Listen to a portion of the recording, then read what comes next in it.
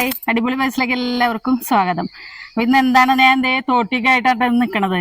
ഇന്ന് നമുക്ക് ഓണം സീരീസിലെ ഒരു പായസത്തിന്റെ വീഡിയോ ആണ് ചെയ്യുന്നത്.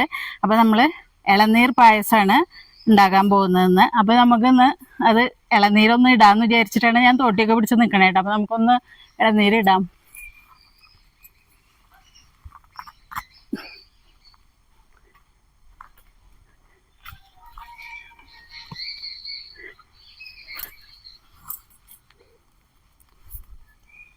നമ്മളിതേ 5 ഇളനീര് ഇട്ടു കേട്ടോ. അപ്പൊ അത് ചെത്തി എടുത്തിട്ടുണ്ടെങ്കിൽ അതിന്റെ ഉള്ളില് എന്താണ് എത്രത്തോണ്ട് കഴമ്പുണ്ട് എന്നൊക്കെ നോക്കണം. അതിനൊന്ന് വെട്ടി വെള്ളവും നമുക്ക് ആവശ്യമുണ്ട്. ഒന്ന് വെട്ടിയെടുക്കാം.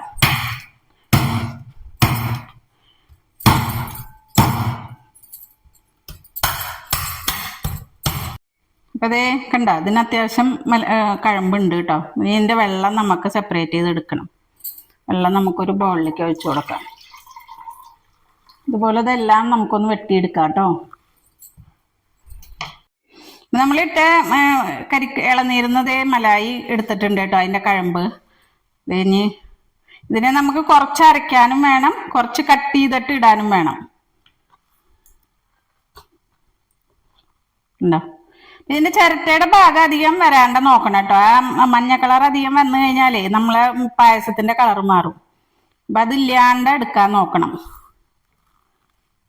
അപ്പൊ അതേ ഒരു തേങ്ങ ചിരകി വെച്ചിട്ടുണ്ട് കേട്ടോ. ഇതിന്റെ പാല് നമുക്ക് എടുക്കണം. ഈ കരിക്കിന്റെ വെള്ളം ഒഴിച്ചിട്ടാണ് പാല് എടുക്കാൻ പോകുന്നത്. പിന്നെ ഒരു 1/2 ലിറ്റർ നോർമൽ പാല്, പിന്നെ പഞ്ചസാര ആവശ്യത്തിന് ചേർക്കുക. പിന്നെ നമ്മളിതേ 3 ടേബിൾ സ്പൂൺ മറ്റേ മിൽക്ക് മെയ്ഡാണ് എടുത്തു വെച്ചേക്കണേ. പിന്നെ നമ്മൾ എടുത്തു വെച്ചേക്കണേ ഇളനീരിന്റെ അതേ കുറച്ച് ഞാൻ ചെറിയ ചെറിയ പീസസ് ആയിട്ട് വെച്ചിട്ടുണ്ട്. ഇത് നമുക്ക് ഡയറക്റ്റ് ചേർക്കാനുള്ള. പിന്നെ ഇത് ഈ വെള്ളത്തിന്റെ കൂടെ അരച്ച് ചേർക്കാനുള്ളതാണ് കേട്ടോ. ഇത്രയാണ് നമ്മൾ ചെയ്തേക്കണത്. നമുക്ക് ഇനി തേങ്ങാപ്പാൽ എടുക്കാം. നമ്മളിതേ നോർമൽ പാല് ഒഴിച്ചു കൊടുക്കണം കേട്ടോ. അതൊന്ന് കുറുക്കി എടുക്കണം നമുക്ക്. ഗ്യാസ് ഞാൻ മുന്നേ ഓണാക്കിയിരുന്നു കേട്ടോ.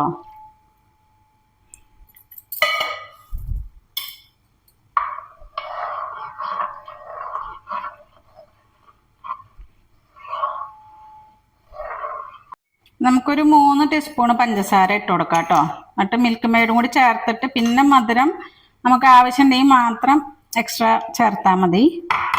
മിൽക്ക് മെയ്ഡും കൂടി ചേർക്കാം. പാല് നന്നായി തിളച്ചിട്ടുണ്ടേ. ഇനി ഇതും കൂടി ചേർന്നിട്ട് ഒന്ന് വറ്റി വരണം. എന്നിട്ട് ബാക്കി കാര്യങ്ങൾ ചെയ്യാം. അപ്പൊ നമ്മുടെ മിൽക്ക് മെയ്ഡും പഞ്ചസാരയൊക്കെ ഇട്ടിട്ട് നന്നായിട്ട് വറ്റി വന്നിട്ടുണ്ട് കേട്ടോ. കളറൊക്കെ ഒന്ന് മാറിയിട്ടുണ്ട്. ഇനി നമ്മൾ തേങ്ങാപ്പാൽ ഒഴിക്കുമ്പോൾ അതിന്റെ കളർ ഒന്നും കൂടി ലൈറ്റ് ആവും. നമുക്ക് തേങ്ങാപ്പാൽ ഒഴിച്ചു കൊടുക്കാം.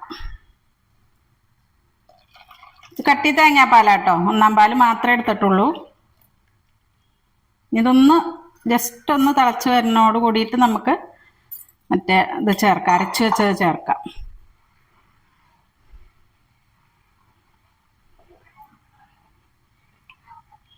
അപ്പൊ നമ്മളെ ഇളനീരിന്റെ വെള്ളവും ഇതും കൂടി മറ്റേ മലായും കൂടി അരച്ച് വെച്ചാട്ടോ അത് നമ്മൾ ചേർത്ത് കൊടുക്കുന്നുണ്ട്. ഇതിലേക്ക് നമ്മൾ ഈ പീസസും ആഡ് ചെയ്ത് കൊടുക്കാം. തീ ഓഫാക്കുകയാണ് കേട്ടോ. ഇനി ഇത് അധികം തിളയ്ക്കേണ്ട ആവശ്യമില്ല. നമ്മുടെ പായസം റെഡിയായി, ഇളനീർ പായസം. ഇനി ഒന്ന് കുറുകൂട്ടോ ഇരുന്നിട്ട്.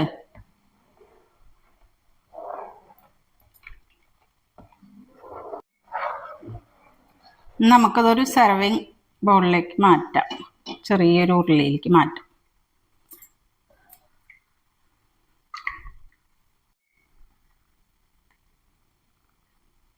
ഞാനിത് റോസ് പെറ്റൽസ് വെച്ചിട്ട് ഗാർണിഷ് ചെയ്തിട്ടുണ്ട് കേട്ടോ. അത് വെറുതെ ഒരു ഭംഗിക്ക് വേണ്ടി ചെയ്തതാണ്.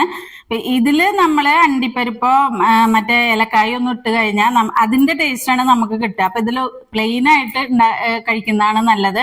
നമുക്ക് ആ ടെൻഡർ കോക്കനട്ടിന്റെ ഒരു ടേസ്റ്റ് കിട്ടണമെങ്കിൽ പ്ലെയിൻ ആയിട്ട് കഴിക്കണതാണ് നല്ലത്. അപ്പൊ പിന്നെ ഇതിന്റെ ഒരു ടെക്സ്ചർ എന്ന് പറഞ്ഞാൽ കുറച്ച് ഇങ്ങനെ ലൂസ് ഇതായിട്ടാണ് കേട്ടോ. അപ്പൊ ഇത് ഒരുപാട് കട്ടിയില് ഉണ്ടാക്കി കഴിഞ്ഞാൽ ഇഷ്ടപ്പെടില്ല. കുറച്ച് ലൂസായിരിക്കണത് നല്ല. പിന്നെ അത് നമ്മൾ ഫ്രിഡ്ജിൽ വെച്ച് തണുപ്പിച്ച് കഴിഞ്ഞാൽ കുറച്ചും കൂടി കട്ടിയാവും കേട്ടോ. എന്ന് വെച്ചാൽ നാളികേര പാലൊക്കെ ചേർത്തല്ലേ. അപ്പൊ ഈ ഒരു കൺസിസ്റ്റൻസിയിൽ ഉണ്ടാക്കി കഴിഞ്ഞാൽ നമ്മൾ ഫ്രിഡ്ജിൽ വെക്കുമ്പോൾ കറക്റ്റ് പാകമായിരിക്കും.